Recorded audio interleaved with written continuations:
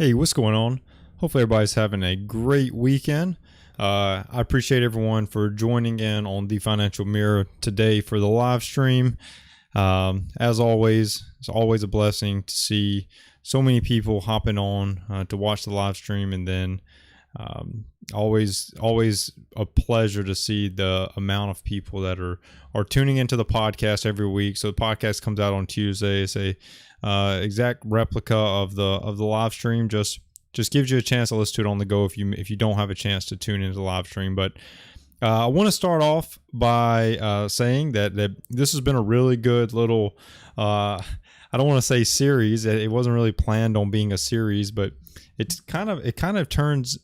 turned into one, as it's sort of been all about home buying, and it sort of all stemmed from the fact that it was starting to become more evident that homes were the reason that a lot of people were struggling financially. And it's normally in a home, people are getting into homes that they cannot afford. So I want you to know that starting off with this whole entire thing, today's episode is what to look for when you are searching for a home. But home buying should really be fun, right? It should be a very enjoyable thing. I think many times when this whole home buying process starts, there tends to be a little bit of stress that starts to creep in with it. And I'm here to say that shouldn't be the case. You shouldn't have stress sort of filling in gaps in your home buying process. It should be fun. It should be exciting. You should be ecstatic when you finally close on that house.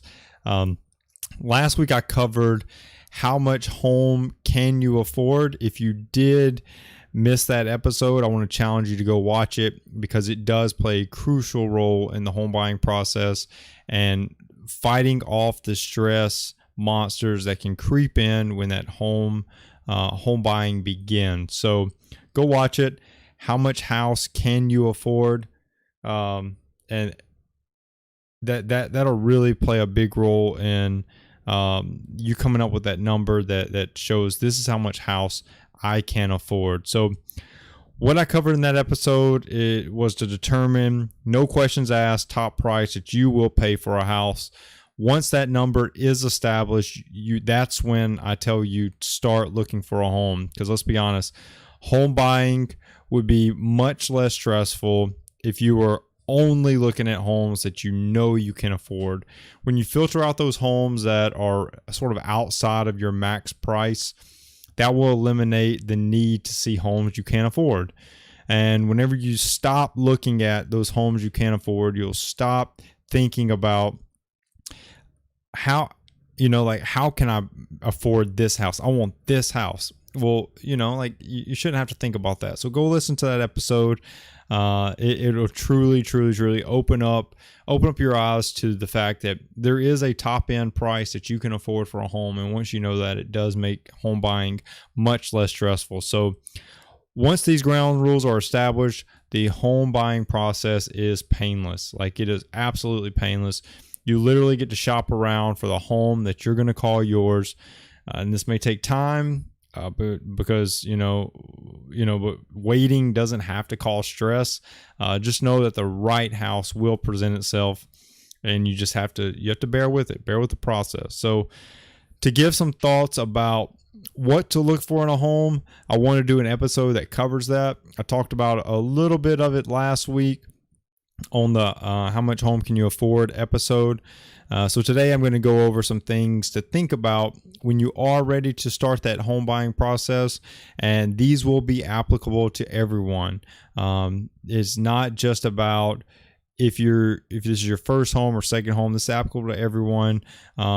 But there is going to be some specificity that's going to be determined by you, and that's going to help drive a lot of what is discussed in this episode. So without further ado, let's jump right in. So the first thing that I'm going to cover is understanding the property's condition. So this whole entire episode is going to be broken down to three things. We're going to first understand the property's condition. We're going to visualize the interior, and then we're going to fall in love with the neighborhood. So First off, starting off with this whole thing, we're going to first understand the property's condition. The first thing I want to cover is probably the less glamorous of everything, but it's definitely one of the most important aspects in the home buying process. You've got to understand the structure of the home to understand what it is that you're getting yourself into. So house size. House size is the first thing, and the house size is broken down into 3 categories: square footage, bedrooms, and bathrooms. This is an important aspect that must be established and considered, and I'm going to cover each individually, but you've got to think about these as individual pieces. They sort of go hand in hand, but they all have their own role in understanding the house's size, right? Starting with square footage, this is much more important than some number, right? It's commonly discussed, what's the square footage of the house? And then you hear like a certain number, and it's kind of arbitrary, right? Like you're like, it's 1,500 square foot. Okay, what does that mean though? What does that mean to you as a home buyer? And that's what I want you to know, that your square footage is how livable your house is, right? So I want you to think about this. I've got 2 up on the screen. If you're listening on a podcast, just know that there's one that looks really small and one that looks really big. But anyways, these are both 2-bed, 2-bath home layouts, right? One's a 1,650 square foot and one's a 928 square foot. They're both 2-bed, 2-bath, right? So when you think about it, you can obviously see that the 900 square foot is not going to be near as livable as the 1,650 square foot. But it's more than just the number, right? It's always more than just the number, because when we're thinking about livability, when we're thinking about how you can live in this home, it still can provide housing for the same amount of people. So a 2-bed, 2-bath, let's say that's a husband, wife, and 1 kid, right? Like, let's say.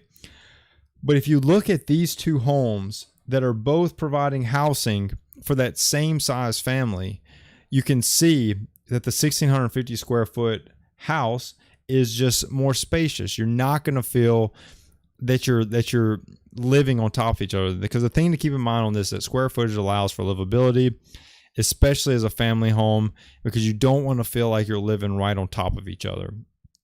And that's how you have to look at this.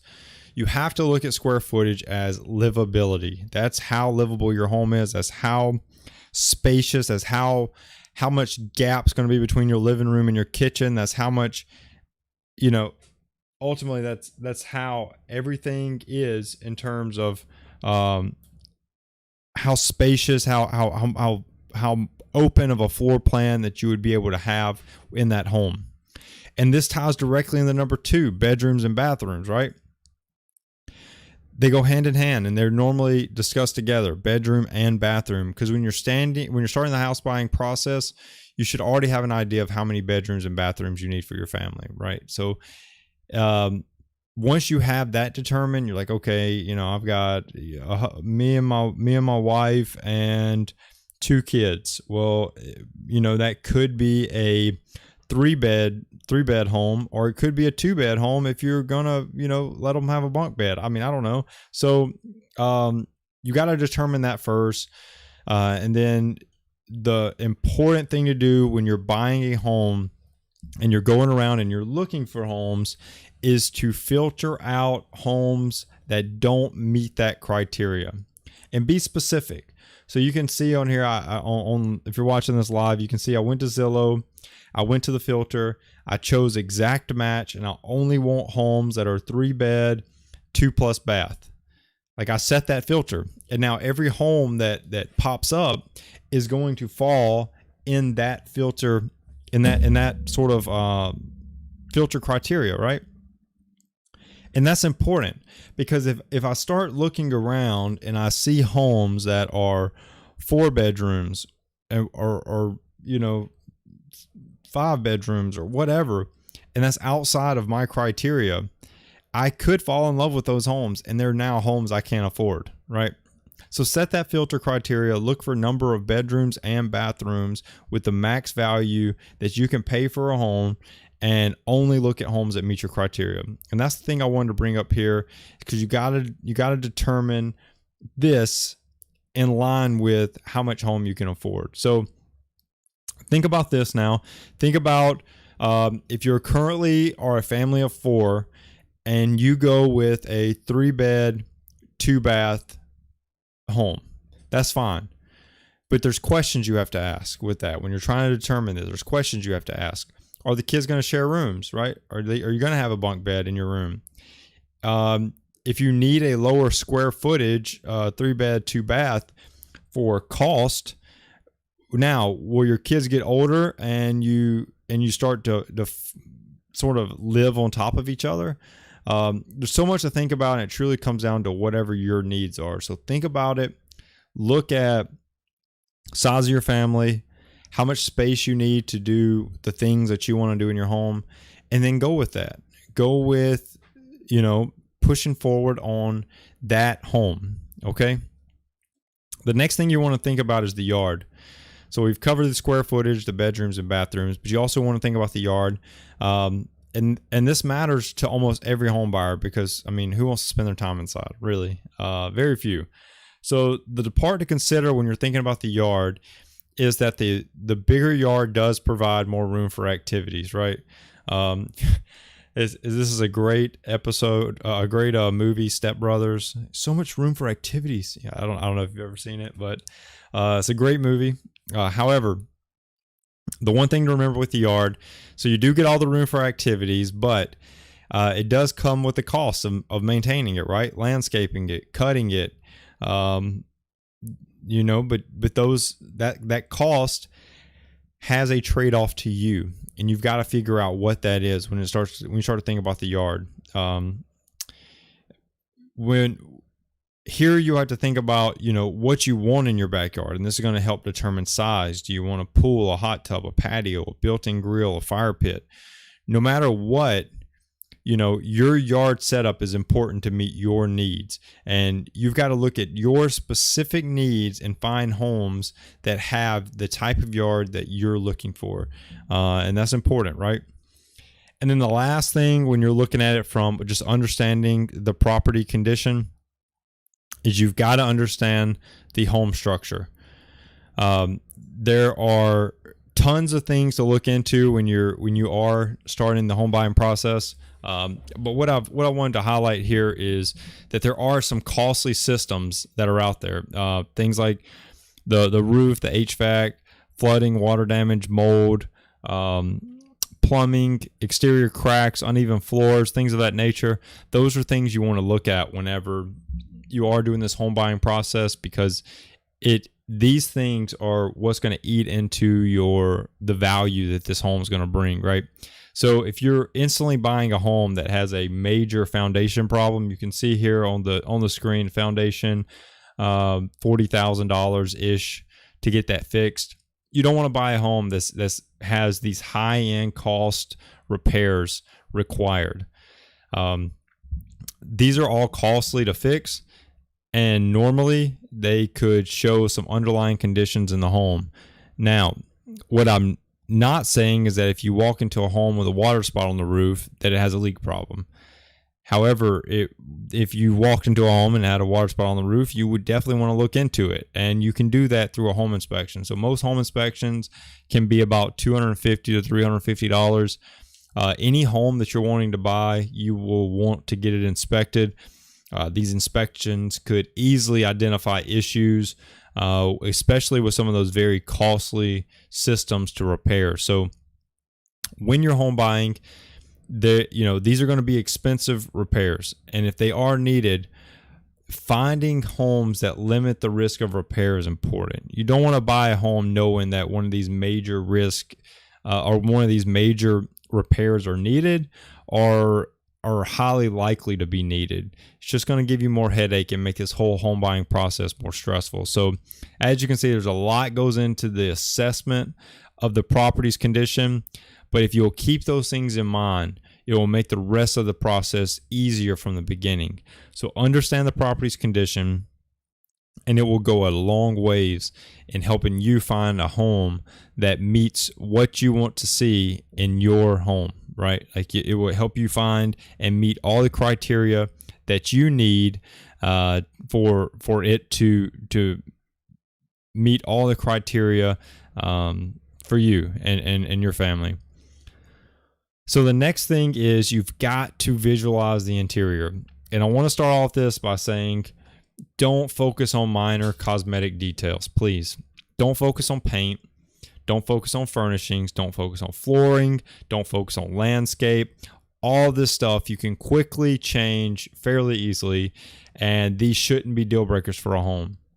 If you're looking at it on the screen, you can see this kitchen before and after, and it's totally different, right? Total upgrade. But this is the exact reason I say don't focus on minor cosmetic details. If there's a certain thing that you want, if it has enough room to put that, like for this one, this kitchen in this image, you can see the kitchen was a pretty basic kitchen, you know, countertops, cabinets, you know, pretty basic. And then they upgraded it. They stuck the island in the middle. They did all new stainless steel appliance. Like, I mean, they upgraded this kitchen. If they wanted that island, if you wanted an island and you saw that kitchen, I mean, don't count it out instantly because it doesn't already have it. And I'm going to get to that in a second, but don't count things out instantly because they don't have everything that you need. You've got to visualize the interior. And I really mean visualize the interior. It's not going to look exactly like you want. And because, I mean, you didn't build the home. If you built the home, you could have everything put and placed exactly the way you want it. But none of the homes, unless you're building one, none of the homes are going to look exactly the way you want them. So that's why I'm saying visualize how you could make this setup when you walk into a house look exactly like you would want. If it's going to take practically redesigning everything, that's probably not the floor plan that you're looking for. And you've got to just take it and say, okay, how can I make this work? If you can't make it work, move on to the next house. There's a ton of other houses. But if you can, start to try to figure out how much would it cost me to get this looking exactly like I want it, and then go from there. So the next thing, and this is a hard one when you're starting to think about visualizing interior, but you've got to be able to look past the seller's belongings. So if you walk into a house and the seller, you know, sometimes you may be walking into a house that the seller has already moved out of and it's empty.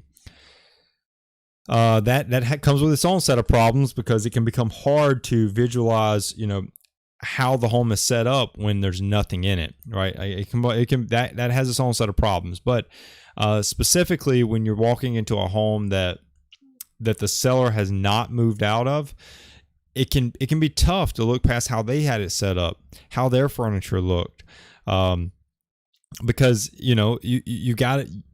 It's kind of hard to put your imagination cap on when people are looking, when you're standing in a living room and it looks like this on a picture. It's kind of hard to put your imagination cap on and start to visualize how you can make this home look, how you can make this home set up. But you know, you've got to figure it out, and it's not easy. It's truly not easy. But if you'll look past this, if you'll look past the seller's belongings, you'll look past the interior, the way it looks, and you take a home as a blank work of art, you will better assess how that home will look once you're moved in and you make the minor modifications that are needed for that home to be yours, right? Because getting a home that has everything you want, what will be called like a move-in ready home, right? That could cost you. So move-in ready homes cost more. Like they're going to cost you more. If you can find a home that's perfectly move-in ready, has everything the way you want, and meets your price, throw in an offer. It's like those are hard to find, but a home, you know, considered move-in ready when it's just that it's ready for you to walk in, set your stuff up, and get to living. Like that's it. Homes that offer this could cost more than your budget, and that's okay. You can still get what you want in a home, but look for homes in your budget first that meet most of what you want in a home. And that's the part that I want to hit on is you've got to focus on potential, the potential to be renovated to make it exactly like you want. This is going to allow you to get into a home, save for the renovations, complete them as you save up the money to do it. And that can be a much better route than paying, $50,000 plus interest more for a house that has everything exactly the way you want. And you could have probably paid $10,000 in renovations, no interest, right? Because you're saving the money and you're paying for it as you go, and make the modifications to a home that's going to end up having everything you want, right? Don't go for potential. And don't go for perfection right here, okay? Go for potential. Look for a potential in a home, and go with that. Don't go with something that you're looking for. This has to be perfect right now. You can see interior is more about potential. Get creative. Look at how houses can fit with what you want to see in a home, and go with that. That's the way forward. That's the process to get you in a house you're going to be happy with, because the most important thing you can do to get into a house and be happy is to be in a house you can afford. And all of these things are things you can look at, and I'm hoping I'm just giving you a different way of looking at them so you can look at it and say, okay, I can give up this, I can put my money into this, and then all of a sudden I'm going to end up having a house that I want, and it's actually going to be better than the one that cost me $50,000 plus, because I get to design this countertop the way I want it. I get to design this bathroom the way I want it. I get to design everything in this house just the way I want it, and that's important. That's important, especially when you're putting down money on a house that adds up to be one of your biggest purchases that you'll ever make in your life. So the last part is you've got to fall in love with the neighborhood. So I said this in last week's episode, but I think it's good to say it again. Buy a cheaper home in a better neighborhood. And it's only because of what comes with the neighborhood. It does give you a slightly better chance for upside growth in the home. But to me, it's more about it will allow better access to some of the things that I'm about to cover. So it's just going to give you better access to things like schools, right? So quality education is something that all families want. They want to be able to get their kids into great schools. So you've got to fall in love with the neighborhood, knowing that this neighborhood is going to put your kids in a better school. And this matters, not just to you, but to any potential buyer that you're possibly going to sell to in the future. Getting your kids into a good school system is great, regardless if your kids are at school age yet or not. You can see right here on the screen, this is straight off of Zillow. Under great schools, you can go to great schools as like a Google search and find it. But these pull straight out, and you want to look for schools that are rated really good. You do, because most parents are looking at the exact same things. And this one's straight off of Zillow, but if there's obviously multiple places that you can research and look up the quality of a school before you buy or purchase a home in that area. And this is one of the top reasons that people buy homes in certain areas. Parents do research constantly on school systems, and they look at multiple sources, determine if a school district you're buying a home in is one that is highly sought after. And yes, even if you don't have kids, schools matter. The next person you sell your home to may have kids and want to buy a home in a better school. It gives you a better potential buyer in the future. Safety is the next one. You can see on the screen, this is crime rates. But it is another important aspect to think about in terms of the safety of that neighborhood that you're falling in love with. There are many websites out there that can give you crime data for an area, and this is important to look into because your home should feel safe and secure to you. When you walk through the doors of your home, you should have comfort knowing you're safe. I mean, you just put a lot of money into this house. You should feel comfortable when you walk through the doors of a home. And safety really does go much further than you, because you have to think about your kids' safety. Is the neighborhood safe enough for your kids to, go have fun outside, go shoot ball on the driveway? Or is this one of those that you're, a neighborhood that you're not even going to want your kid to walk to the mailbox or pull the trash can in without you having to stand in the window and watch? What One of the ways to determine the safety, in addition to online data, is just visit the neighborhood multiple times, different times of the day even. And this is going to allow you to get a good feel for the neighborhood. You can see in this picture, like the one, this is the same spot, same picture. One looks more creepy than the other, right? Go look in your neighborhood. Go look at night. Go look in day. Go look on a weekday. Go look on a weekend. Like, go look at multiple times of the day, multiple different days of the week, to see exactly how this neighborhood looks at any particular time. And that's important. This does get you a good feel for the neighborhood, and it will allow you to feel a lot more confident in your purchase when you are closing on a home. And the last thing that you have to do when you're falling in love with the neighborhood is you've got to think about your commute, right? You got to think about, what's your commute to work going to look like? Because the commute matters. If you drive an hour one way to work, that's 2 hours you're sacrificing every single work day, right? So what could you do with 2 extra hours every single day? A lot, I'm sure. I'm sure there's a lot of things that you could do with an extra 2 hours a day. If you have a spouse, you may not work in the same area. So this is something else that you've got to think about when you're purchasing a home. Will one of you have a shorter commute than the other? If that's the case, will the person with a shorter commute cook dinner every weeknight, and you cook dinner on the weekends when you don't have to drive to work? These are conversations that you have to have, and they have to be had because the commute will take a lot out of someone. Driving a long ways to work and then working and driving back, you could not arrive back home in the best mindset to try to throw together this 5-star dinner for you and your family. So think about the commute. Have those conversations. It's very important that you understand everything that goes in to buying the home, from the school system to the neighborhood, or to the crime rates, to the commute to work. You've got to think about all of these things. So you can see property condition, visualizing the interior, and falling in love with your neighborhood are the 3 most important things that you need to consider when you start thinking about home buying. So in closing, what I want to leave you with is this. I covered a lot of data, and that was a lot of data, right? The important thing for you to do now is review exactly what I covered and rank these items, right? Because if you're married, doing this with your spouse is important. Once you have like this ranked list, you need to determine, out of everything that I talked about, what's important to you. Does commute not matter? Well, maybe that's a 3.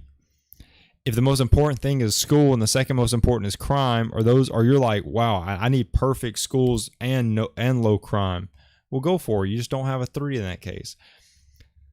You've got to look at everything and rank your list. You can use this to determine importance, and this will help you in deciding which homes meet more of your criteria. As I started with, home buying is supposed to be enjoyable, and you should be happy about the homes you're purchasing, because the whole goal of home is to make memories with you and your family. So don't create extra stress on yourself by buying a home more than you can afford. Buying a home that doesn't meet all your criteria. That brings me to my final thought. In addition to ranking everything, 1 to 10, you also need to make a list of needs and wants. You got to have a list of those things that you absolutely need in a home, and those good, nice to haves, right? Those wants that you have. Because this will be a perfect way to quickly filter through houses. If a house doesn't have one of your needs, don't look at it. Move on. I don't care if it has some of your needs and these cover your needs better than any other house, or one of your needs better than any other house. If it doesn't have all of your needs, don't even look at it. If it does have all of your needs, add it to a list. Then start going through and seeing how it ranks up against some of the others. Because this list could be as long or as short as you need it to be. It could have a ton of needs or very few needs, but you've got to write those down. You've got to ensure that when you're buying a home, that it meets all of the criteria that you want to see in a home, right? And it's very important just to make sure that it's all inclusive of everything that you actually need, because when you buy the home and you have something that you can pair it up against, you can sort of take the emotion of house buying out of it, because you can write down in a very clear mind and don't let this beautiful, granite countertopped kitchen with beautiful appliances that won't sway your opinion to buy this house when it only has one of your needs, right? So if you are ready to take control of your finances and ensure your finances are set up to buy a home, you need someone to sit down with you to build out your personal plan to financial freedom. A financial coach could be what you need. So go to thefinancialmirror.org/contact, fill out the contact form, and I will be in touch with you. We'll touch base, and we will get you your free consultation to get you on your path to financial freedom or home buying or whatever your financial goal is. And then finally, if you do want to give a little extra dose of support to the stream, just go over to thefinancialmirror.org/merch and grab you some awesome Financial Mirror gear. So I truly appreciate everyone tuning in, listening. I really hope that this covered a lot of those questions, because house buying is not straightforward. It's a very specific to each individual's sort of needs and wants, right? So I was hoping that this episode would just give you a simple guideline. Say, okay, what do I need to look at? Like, what's the things that I have to look at? And just give you a baseline to go through. And if you can go through those things that I covered, from understanding the property conditions to visualizing the interior to falling in love with the neighborhood, you will buy a home that you will be happy with. So, like I said, I appreciate everyone listening. Don't forget to subscribe, like, comment, share. If you are listening to this on a podcast, thank you. And don't forget to subscribe and leave a 5-star review and a written comment. Those truly do go a long ways. Until next week, peace. Continue controlling the one thing you can control, yourself. Have a good one.